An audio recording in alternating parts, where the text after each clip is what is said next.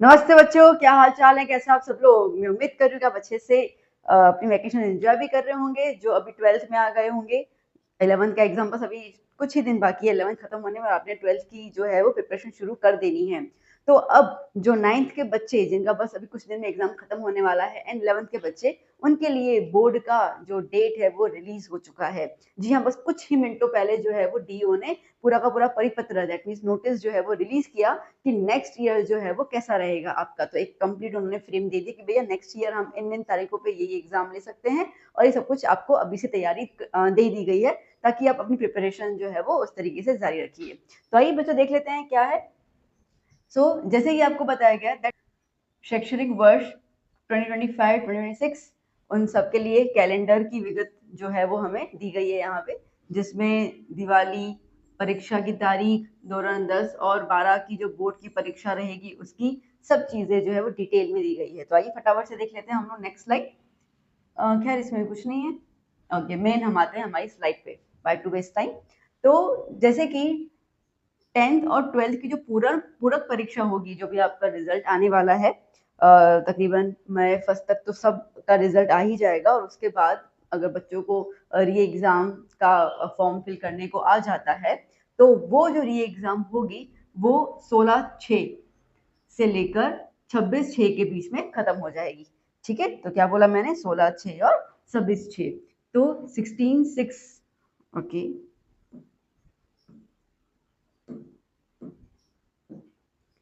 Okay, 16/6 से लेकर 26/6 तक जो रहेंगी वो पूरी पूरक परीक्षा रहेगी। वो तब का टाइम टेबल तब जो है वो बोर्ड रिलीज कर लेगा, नो डाउट।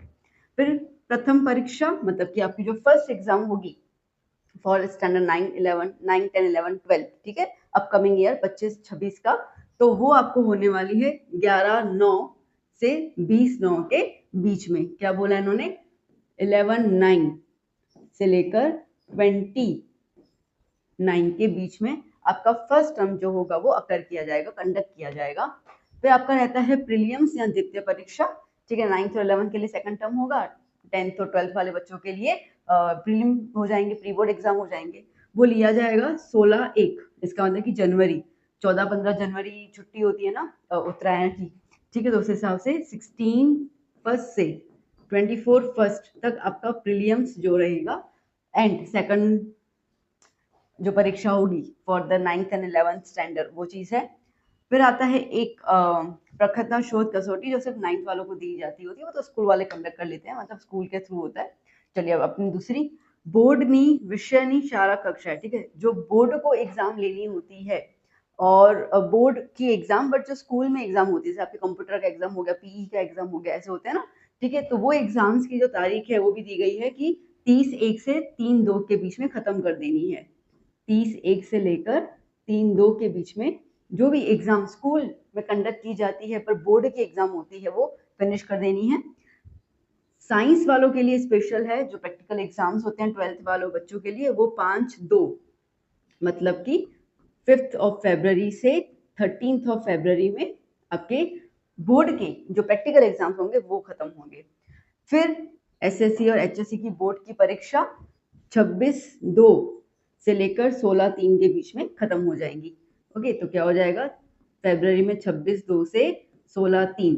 इस बार भी 27 फेब से स्टार्ट हो गई थी ना एग्जाम्स। ठीक है, तो अभी लगता है बोर्ड जो है वो फेब में ही एग्जाम्स कंडक्ट करने के स्केड्यूल में है। ठीक है, अब तक तो पहले मार्च में, इसके पहले ये तक मार्च में था, अब फरवरी में ही करने वाला है।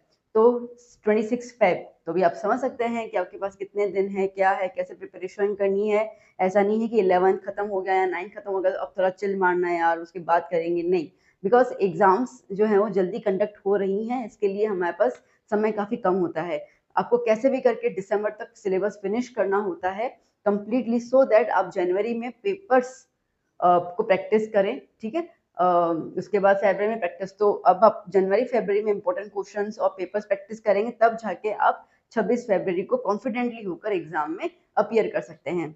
कॉन्फिडेंस ज्यादा मैटर करता है। कई बार बच्चे प्रिपरेशन बहुत सारी करते हैं बट कॉन्फिडेंस लेवल बहुत डाउन होता है, हमें पेपर देखकर सब भूल जाते हैं, ब्लैंक हो जाते हैं, बिकॉज उनके पास कॉन्फिडेंस नहीं आता है। तो कॉन्फिडेंस कब आएगा? जब आप पेपर्स की प्रैक्टिस करेंगे, मार्क माय वर्ड्स। ओके, और जो 9th और 11th वाले बच्चे होंगे नेक्स्ट ईयर में जो आएंगे, उनकी एग्जाम जो है वो 9/4 से 20/4 के बीच में खत्म कर देनी है। ठीक है, तो ये कुछ टाइम टेबल जो है वो हम लोगों को गवर्नमेंट ने दिया है। Am I clear? ओके। अब आपको सिलेबस ही बता दिया है। अब खैर ये सिलेबस जो है वो बहुत सारे स्कूल वाले फॉलो नहीं भी करते हैं। ठीक है, तो क्या सिलेबस बता रहा है वो कि शैक्षणिक वर्ष માટે ધોરણ 9 થી 12 નો સંપૂર્ણ અભ્યાસક્રમ રહે છે कंप्लीट। जो बुक दिया हुआ सब कुछ बुक में आएगा, कुछ ओमिटेड नहीं है, कुछ भी नहीं है। 9 से लेकर 12th स्टैंडर्ड की जो प्रथम परीक्षा होगी, फर्स्ट टर्म होगा, उसमें जो सिलेबस आएगा, अभ्यासक्रम मतलब सिलेबस आएगा, वो जून से अगस्त के बीच में है। मतलब जून से अगस्त में स्कूल में जितना भी करवाया होगा वो सिलेबस में आ जाएगा। फिर बात करते हैं 10 से 12 के बीच में जो प्रीलिम्स रहेंगे, उसके अंदर प्रीलिम्स रहेंगे, उसमें 10th और 12th स्टैंडर्ड का कंप्लीट सिलेबस आता है, वो तो पता ही अपने को। 9th और 11th वाले बच्चों के लिए ये सेकंड टर्म रहता है, तो जून से लेकर दिसंबर तक जो भी सिलेबस कवर किया गया है वो आएगा।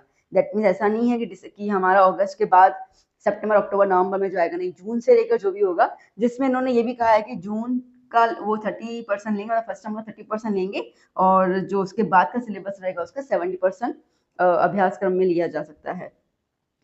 10th और 12th ની બોર્ડની પરીક્ષા તેમજ ધોરણ 9 અને 11ની વાર્ષિક પરીક્ષા માટે સંપૂર્ણ અભ્યાસક્રम રહેશે। ठीक है, बाकी तो कंप्लीट रहता ही रहता है। डन। आई होप कि ये परिपत्र क्लियर हो गया आपको, है ना। तो इस तरीके से तो प्लीज आप जो भी स्टैंडर्ड में है डेट्स नोट डाउन कर लीजिए, एक चार्ट में लगाकर अपने घर में। ठीक है, जो आपका स्टडी टेबल वहाँ पे लगाइए, सो दैट आपको डेट्स क्लियर रहे। आप काउंटडाउन जो है, वैसे तो हम काउंटडाउन बहुत लेट शुरू करते हैं, बट थोड़ा आपके पास दिमाग में आइडिया रहेगा कि ठीक है कितने दिन है, कैसे सिलेबस खत्म करना है, क्या है। तो अपने आप को जितना जल्दी प्रिपेयर कर लेंगे ना, क्योंकि देखो पूरे साल में बहुत सारी चीजें आएंगी। ठीक है, बहुत सारे चीजें आएंगी, इसका मतलब कि कभी कुछ अच्छा आ गया, कभी कुछ बुरा आ गया, तो लाइफ इज अनसर्टन। तो उसके लिए हम पहले से जितनी प्रिपरेशन कर लें उतना ज्यादा हमारे लिए बेटर होता है। ओके, अब देखते हैं नेक्स्ट पेज में क्या दिया हुआ है।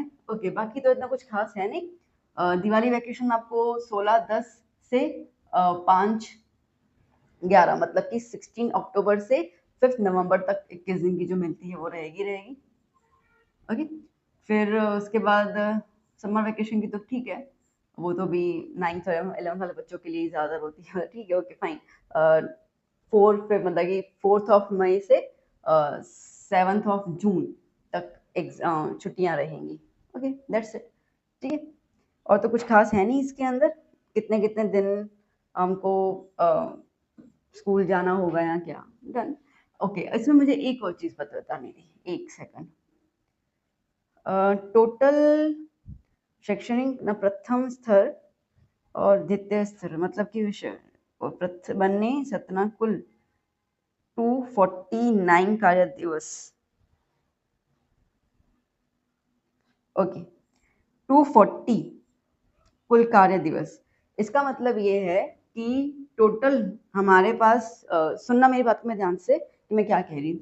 टोटल हमारे पास जो दिन रहेंगे ना बेटा, स्कूल को अटेंड करना, जिसमें एग्जाम वगैरह सब कुछ आ गया, ये अपना रहेगा 240 डेज का। टोटल रहेगा 240 डेज का।